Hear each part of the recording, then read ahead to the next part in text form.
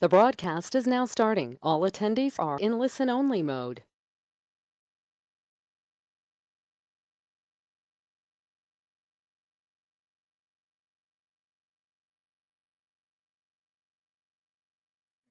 All right, good evening. Okay, so we'll get started for today's sharing session, yeah? Okay, so for this month, what we've decided to do is to introduce to you again, back into the indicators series. Okay, so sometime back we did that talking about various indicators. This month here, we're going to talk a little bit more. I think it's beyond indicators. It's a little bit more into like some techniques of analysis. And then, of course, you can, of course, use this into a strategy as well in terms of your trading. Okay, so every week we're going to talk about different topic. For today's session here, we're going to touch on is supply and demand, which I feel is a very, very kind of like interesting way of analyzing the market, right? Many traders are actually interested into that as well. Okay, because from some of those sharings that I did, from time to time, there are traders asking about my personal opinion about supply and demand. How do they actually find out areas of supply and demand in the market, right? So with that, I thought, the best way to do it is just to do a sharing, okay? So I'm going to jump straight into, using some real life practical examples, some real life analysis over here to share with you this entire method to do the analysis. Okay, so that's something that we'd like to do over here, right? Straight away application. Okay, so the principle of supply and demand, right? Just to very, very quickly cover over here. Okay, some call it S&D, right? In short, some call it full name supply and demand. There are different names to it as well. Now, to me, okay, support and resistance, okay, supply and demand, or sometimes you might hear me use the phrase like structure area. Okay, to me, the principle or the concepts are more or less the same. Okay, this three term, right? S&D, support and resistance, structure area. Okay, to me, it's the same principle. Of course, there might be some little details that it's different. But at the end of the day, they're more or less the same, okay? So today, what we are talking about supply and demand, just want you to know that, when you come across, let's say, support resistance, and people talk about what is structure, more or less they're the same, okay? So with that, okay, we'll jump straight into the chart, sharing view like multiple time frames perspective of usage as well. Okay, so this principle of like structure, support, resistance, supply and demand will be best used, or I would say it will be a little bit more accurate to be used on a higher time frame. So time frames such as like 4-hour time frame or daily time frame would be much more predictable and much more accurate as compared to if you use it on like maybe a 15-minute time frame. Okay. Now the concept can be applied, but if you want it to be more reliable, then you probably need to be focusing it on a much higher time frame like 4-hour and daily. Okay, so the idea of supply and demand or support resistance is simply finding out areas on the chart where the market tends to react. Okay, so react means it either gonna be stalling. Okay, so when we talk about market reaction, okay, it's either number one, the market basically stall around the area, okay, or two, market tends to reverse. Okay, so when we talk about reaction, it's either one of this. Okay, and the identification of supply and demand, support and resistance is basically finding out areas in which market tends to do one of this. Okay, either going to be stalling or is it going to be reversal. Okay, so once you understand that, the idea then is once we are able to identify it, we want to monitor on those areas, okay, and potentially look out for a trade setup around those areas. All right. Okay, so how to identify it? Now, once you understand that these are the areas in which market tends to have some kind of reaction, then the easiest way to look up for it is first, okay, find out V-shaped areas on a chart. Okay, so a V shape can be looking like that or it looks like that. Okay, so it's either a V or an inverse V. Because once you're able to identify that kind of shape in the market, okay, that is where the reaction point is, right? So if you see an inverse V, that's a very strong reaction point. If you see a V shape, then at the bottom here, that becomes a very strong reaction point. Okay, so I just use euro dollar daily chart here to really highlight, some of this zone. Okay, I think very clearly. Okay, you can see this is the tip of that V, right? This is also the tip of another V. Okay, this is another one over here, and of course you do have over here as well. Okay, and of course this one. Okay, so when you start to find all this, okay, what we then do is we usually use a tool called the rectangle, and just basically draw out. Maybe you start off. The easiest steps is to just use a line first. Okay, so we use a line to identify. Okay, you can see there it is. Okay, now what will happen is that, okay, if I click here and click here, you can see this pretty much quite close to each other, right? Both are at the top. Okay, so what you can then do, of course, you can use the rectangle, okay, and basically mark up this area here. Okay, and that becomes a zone, right? So I can then remove those horizontal lines. Okay. So if I start to zoom in a little bit, okay, there are little, differentiations of how people actually tend to do it. To me, I'm not too particular on that, but some traders would, put it in terms of like, okay, that's the candle. Can you see that? Okay, maybe I'll zoom in a little bit, right? They would like to actually pick up the close of the candle body, okay, to kind of help them identify the width of this kind of supply demand area. Now, to me, I'm not too overly concerned with that because at the end of the day, nothing is going to be picture perfect, right? We're not looking for the perfection in trading. But what we are looking out for is, okay, that's the zone. That's the area we want to keep an eye on. Okay. So for me, I'll just roughly just do it like that. Then I know, okay, that's the zone. Okay. Now, if you continue down, right, focus back on the bottom, you can see this is here, right? You can see some reaction. And of course, we have this area here as well. Okay, so what can happen, of course, easily I can then now also identify this and draw in a rectangle box.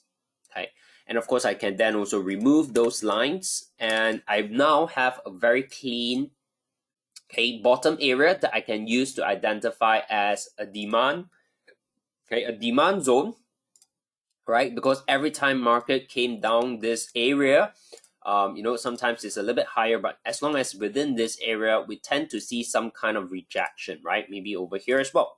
Okay, so that becomes your demand area. Okay, and then of course at the top over there, that becomes your supply zone. Okay, maybe I'll just remove that letter there. Okay, and that's how you identify that. Okay, so of course what you want to do is once you are able to find one at the top, one at the bottom, okay, usually that's enough for me, right? I don't tend to like overdraw and over analyze on my chart because at the end of the day you want to keep it simple. Okay, so you basically just need one area at the top, one area at the bottom. Okay, that's the most relevant areas for you. Okay, of course what you can also do, you can of course keep going back on the left hand side. I can also identify, all right, that's the area. Okay, this is another area of demand, right? You can see a very nice reaction. The market actually went up, it came back down, and then after that it did another pushback, right? So you have that little V shape over there as well. Okay, so then that becomes also that little reaction area, okay, which is a demand. Now to me, this area is not so relevant yet because price is still here, right? Price is still basically respecting this area. Now, until this area is done, then only this becomes relevant. Okay. So for me, usually I don't want to put too many things on my chart because I want it to be simple. I want it to be very clear when I look at it. Okay. So I always only focus on like the clearest and most relevant areas for myself. Okay, so like this one here, I probably will not put that in until it becomes relevant. Okay, so now this is the two areas. Okay, so very, very simple. You do not need to really overcomplicate it. Okay, so the idea is that when the market came down and come towards this demand zone, okay, you naturally want to first focus on the buy. Okay, so if I were to put in the text over here, okay, the idea is this. Okay, when the market comes back to the demand zone, you naturally would want to focus on buy opportunities. Okay, you're looking out for the buy setup. Okay, that's your first kind of like expectation. Okay, now if and only if, okay, if price breaks demand, okay, then you look for sell. Okay, so until that happens, you'll be focusing more on the buy setup when price is in the demand zone. Okay, so what is a break? Okay, now this here is a little break, but it's not sufficient. Okay, you really want it to go like very obvious, right? Break through this entire level here, and you have what we call a scoop. Okay, so you want to give it some area of room, and then it comes back. This is the part where you then look for the sell. Okay, so that's a little bit. Maybe we'll look at some examples later on. Okay, but in terms of euro dollar, you are focusing on buy opportunities at this very moment. Okay, because of this. Okay, so very straightforward. If you're looking to buy here, where would you potentially target? You expect this to go back up towards the supply zone, and therefore your targets will be somewhere around there. Okay, now in terms of entry execution, you have many ways to do it. Okay, you can go into lower time frame. You can look for candlestick formation. Okay, many methods that you can use. Okay, but for now, we'll just stick to like how we identify these areas of supply and demand first. Okay, so very quickly, we'll work on another pair to just show you how quick and simple that can be. Okay, so this is on pound dollar. Okay, so very straightforward. The top over here, you can see multiples, right? So you have this area. Okay, you have this area here as well. Okay, so if I were to draw in my supply and demand zone, okay, it's probably going to be something like that. Okay, this will be the most relevant now. Okay, of course, the top over here is pretty obvious as well. So if I were to draw that, that looks something like that. Okay, now at the bottom, okay, we do have a couple. You can see over here, there's a couple of rejection over here. It breaks through. Okay, at this very moment, it's doing a little V shape here as well. Okay, so there's a strong reaction over here. Okay, and of course this zone here, right? This is basically the same. So if I were to start to draw in, this would be the first and most obvious demand. Okay, this area here is a little bit tricky. Okay, because you can see it breaks through, and then right now it's doing like an immediate test of it. Okay, so I'll just put it there first. Maybe I'll just if I can do, see if I can do that. Okay, maybe a thinner line. Yeah, trading view can't do dotted, right? Okay, maybe I'll do this, right? I'll change the color slightly lighter. Okay, so this here, okay, we'll talk about it. But before we jump into that, can you see this obvious one, right? Very clear. Okay, do not need to overcomplicate. Basically, you identify V formations.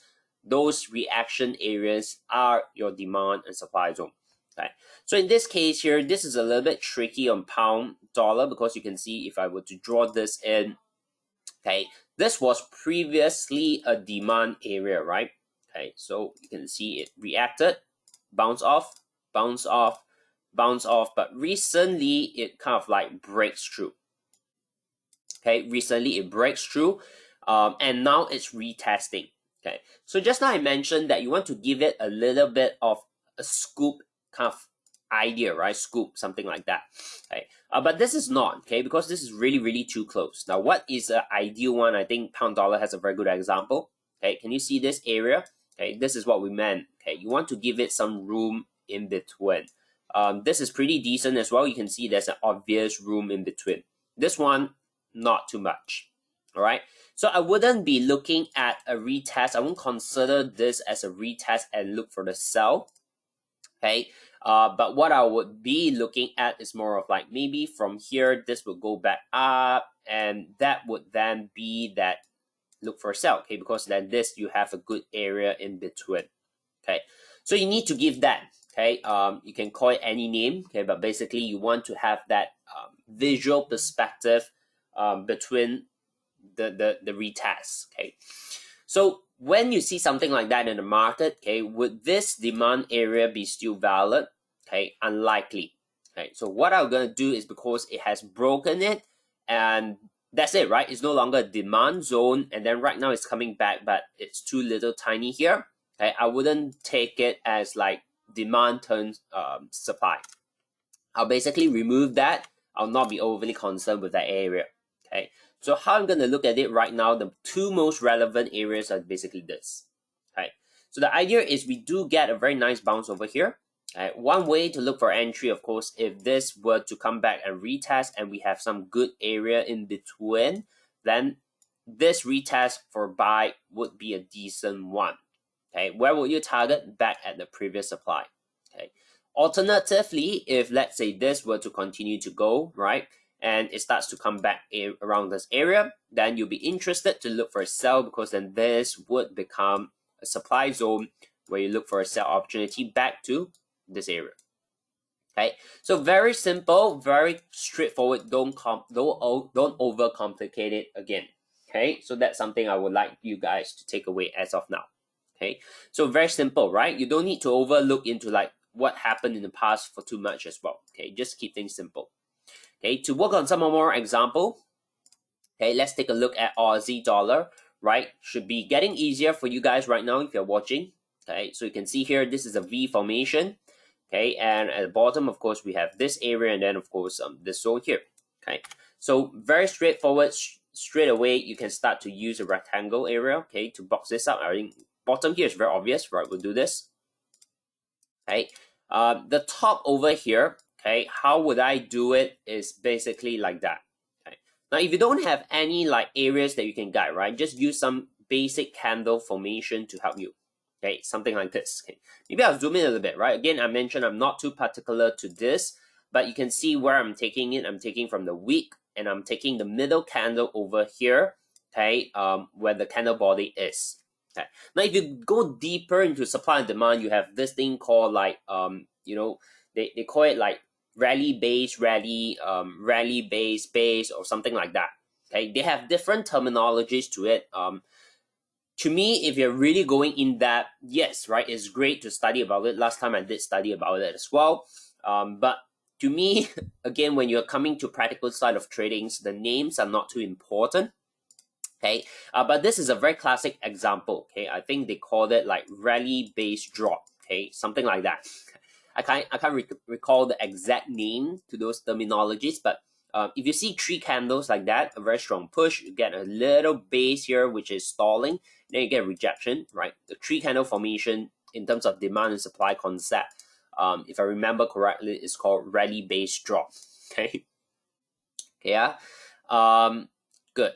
Okay, so I see questions. I'll answer them along the way. Okay, but let's just finish off this analysis on Aussie dollar first. Okay, so this one here again, you can see, right? The bottom, this area. Okay, this is basically drop base rally. Okay, so you have 3 candle. I think you probably understand what I mean.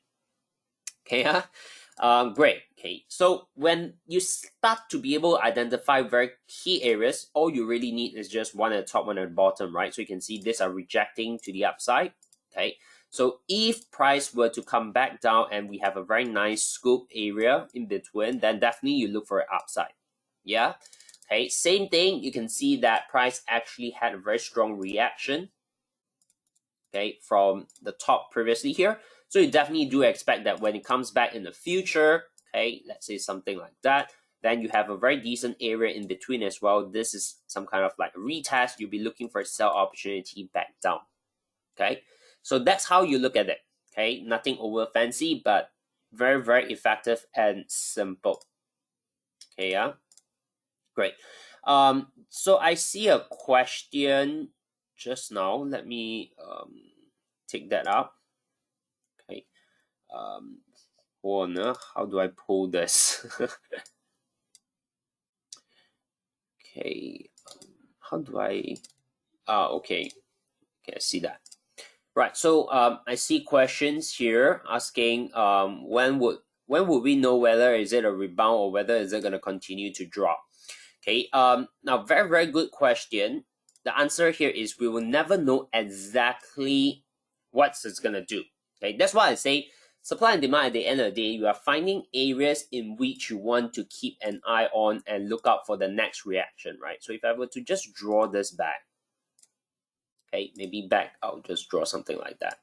Okay, now if I replay it back a little bit, right, when the market is here, right, and it's really coming back down, we won't know what's going to happen here, right? We won't know, is it going to be a V shape? Is it going to test that? Is it going to break through? Honestly, no trader will know. Okay, but what you want to look out for if you're trading the supply and demand methodology right now, okay, is you're simply waiting and expecting for price to basically come back towards this zone here, and then you want to start paying very close attention. Okay, The idea is you're expecting, okay, if it's gonna come down, and let's say you do see kind of like maybe a combination of a pin bar formation over here, then maybe that would be a trigger to get involved in the buy, right? But if let's say you come in and all you really see is one solid bearish candle, okay, maybe you do not want to buy yet. Okay, you want to give it some time and see what's next. Okay, so the idea of supply and demand is not about really deciding a buy or sell immediately. Okay, but what you want to do is just identify the area in which you want to pay closer attention to. Okay, now what does this mean, right? So if today I'm of course, if you're looking at daily time frame, right now there's nothing much, right? In terms of like if you use Aussie dollar, okay, you have this area here. Okay, at best we draw something like that. We have the area there, and then that's it. There's nothing much you can do right now. Okay, because where is the market? The market is here already. Okay, so what you are doing is on this scale, you're waiting for either price to come out here. You're gonna monitor it, or if this were to come back down, you're gonna monitor it. Okay, but in the middle right now, you're not gonna do anything about it. Okay, now if let's say we change the time frame a little bit so that I can explain to you what you should be looking out for. Okay, now let's just play around with a 1 hour scale. Okay, or let me see 4 hour we can work on it, right? 4 hour I think we can as well. Okay, so principles are the same, okay, but if you work on different time frame, of course you might see slightly different things. Okay, so on the 4 hour scale, same pair Aussie dollar, can you see the rejection at the top over here, right? So immediately, of course, if you want to practice, you can put in a line first, right? But immediately what you can do is you can start to identify, okay, this zone, right? If I were to frame up, you can see the candles where I choose the candle body, okay, and then the wick. So that's the zone, right? And of course, if I'm looking at the bottom, this would be the area that I'll be looking out for. Okay, so on the 4 hour scale, then of course, we are where? We are at the supply area right now. Okay, where price previously rejected 1 time, rejected 2 times, it's really back here right now. Okay, so the question is, of course, is it gonna reject and kind of like continue down, or is this gonna just break through? Okay, honestly, nobody knows. But what you want to do is, because on this scale, Aussie dollar is already in the area of a supply, you want to start paying very close attention to that.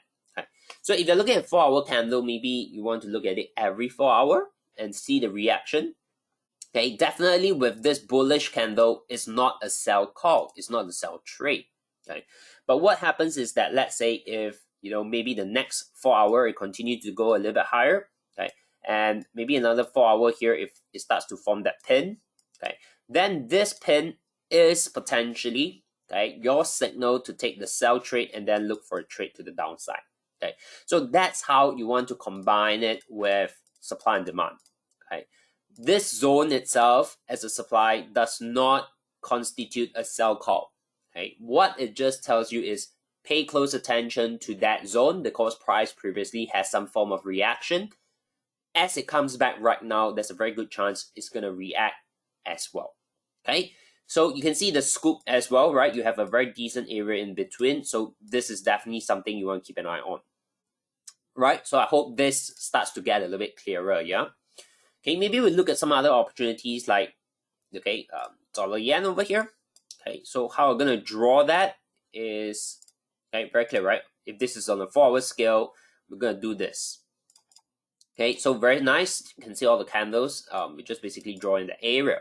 Okay, now at the bottom over here, if I were to find, we have the top, right, on the 4 hour scale. So if you're looking at the bottom, okay, where can we work at? Okay, so in terms of demand supply, the most natural bottom is going to be definitely this zone here, right? If I'm going to put it something like that.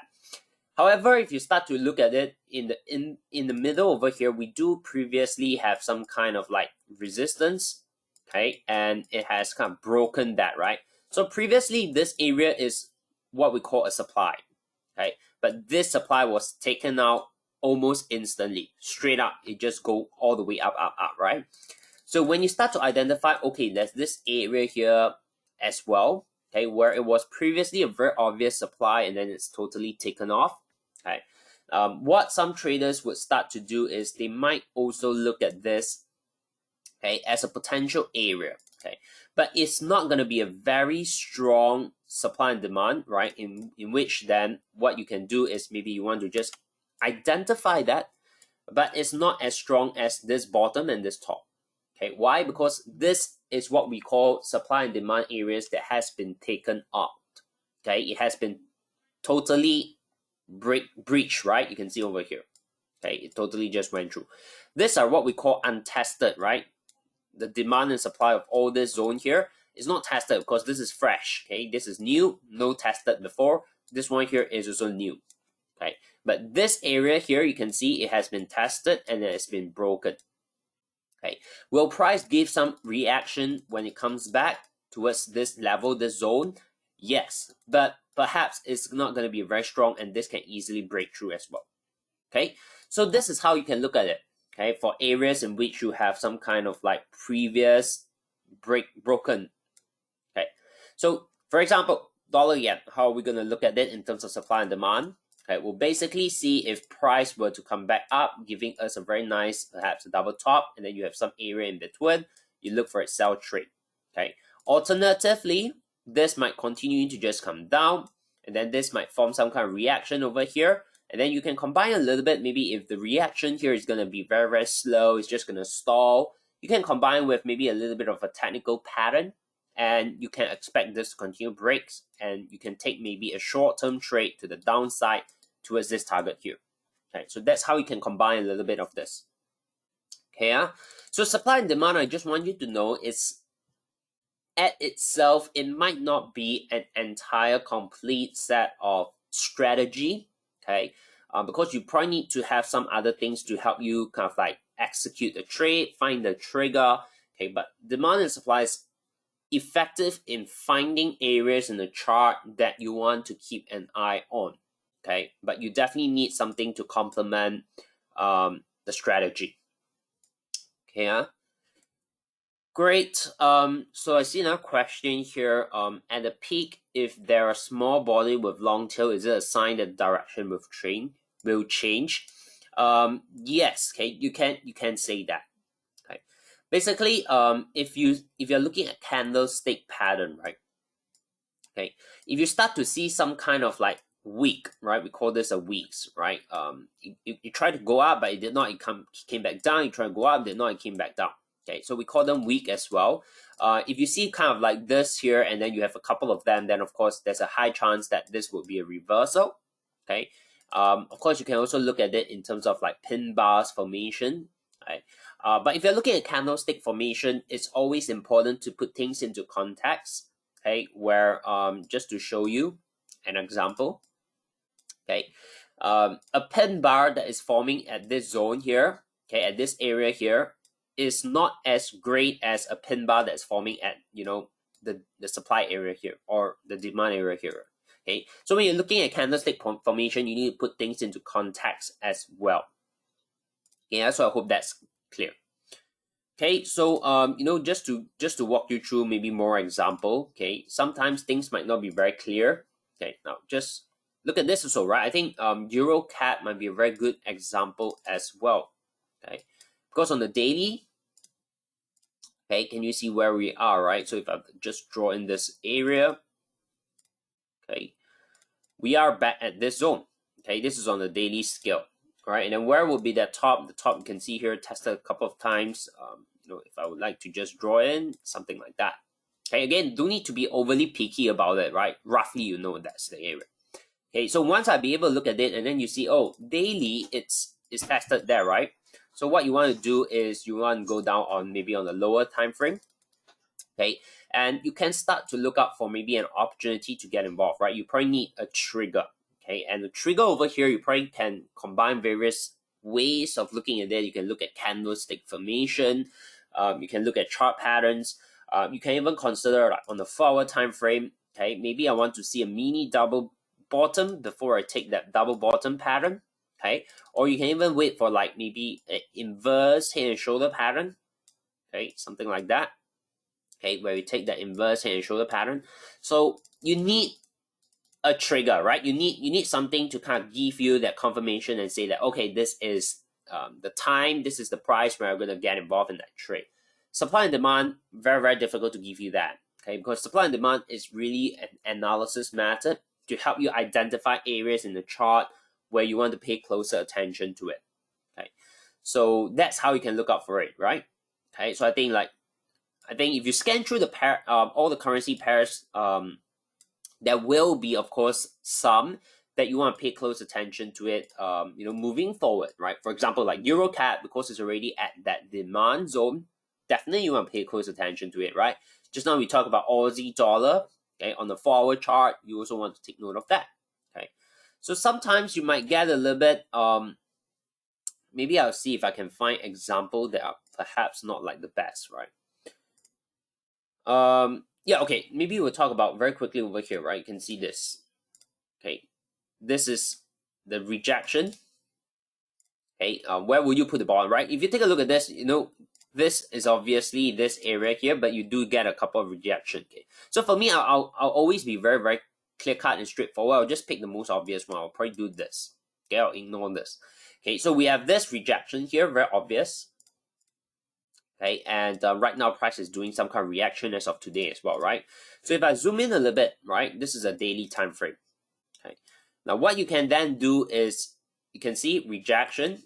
Okay, it's doing that rejection right now. Of course, today candle is not closed yet, but if you are someone who are looking at candle, right, this here, the red candle for today, okay, it's what we call a rejection.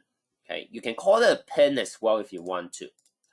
So the idea is if you are looking at candlestick formation, okay, just now we talked about it, right? You want to have a context, okay?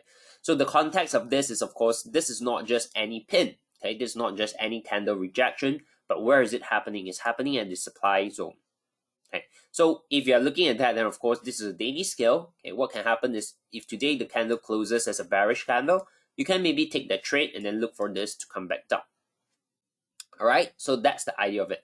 If you want to be conservative, of course, then your demand, okay, you probably want to then just be, a little bit more conservative and look at it from this zone, okay, because there is that rejection area here as well, right?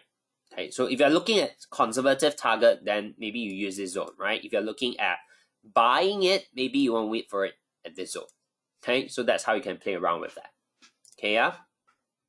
Okay, so Cat Frank, you might want to then also look out for it, just as a case study over here. Okay, if you play around with like multiple time frames, maybe I'll just draw this back in for now. Okay, on the 4-hour chart, you can combine a little bit of like chart patterns as well. Okay, so for example, what you can wait out for is, I mean, there are many ways to really execute a trade, right? You can look at it from a perspective like this can be a diagonal, right? You can look for a break. What you can also look out for it is perhaps you want to see this as a double top formation. Okay, this is your neckline, right? So you might want to maybe wait for this to break out, and then that will be a double top breakout. Okay, or what you can also do is we have identified that, okay, it's rejecting it off at a higher time frame.